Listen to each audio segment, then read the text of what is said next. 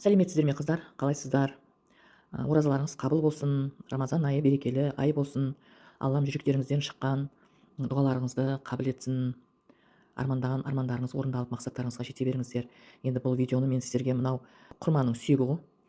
Соны мен осындай әдісті бір өзбек осындай гүл өсіретін адамының видеоролигін көріп қалғанмын. Сол осындай қылып көрсетіп жатыр екен. Соны мен де жасап көрейін деп жасадым. Міне мынау уже тамырланып жатыр.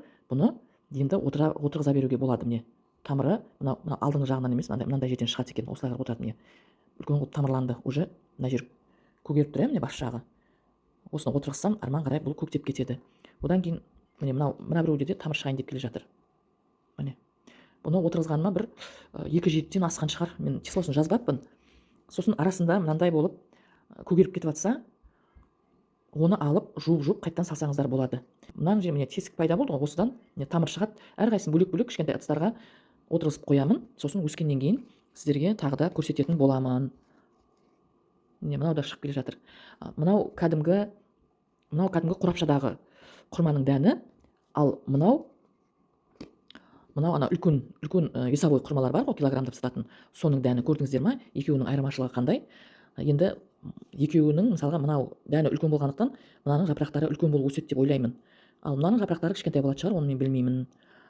Мен 24-ші жылы Меккеге барғанымда, Алланың қалауымен, сол кезде құрма алып келгенбіз сол жақтан. Сол құрманы мен өсіргенмін, қазір сіздерге көрсетемін. Міне мынау дұрыс өспей жатыр. Мына жерде 3-ші жапырағы енді шығып жатыр. Негізі бұлар тез өсетін ғой. Неге олай болып өсіп жатқанын білмеймін. Топырағы қурап қалыпты. Мына біреулер шықпай қалыпты. Мына бірден шықпай қалыпты. Енді бұндай үлкен ыдысқа емес, жаңағы дәндерді кішкентай ыдысқа отырғызуға тырысамын. Енді бұл дәндерді қалай отырғызу керек? Мынандай ватный дискілер бар ғой, соны астына ылғалдап саламыз. Сосын үстіне мына құрманы жақсылап жуып аламыз.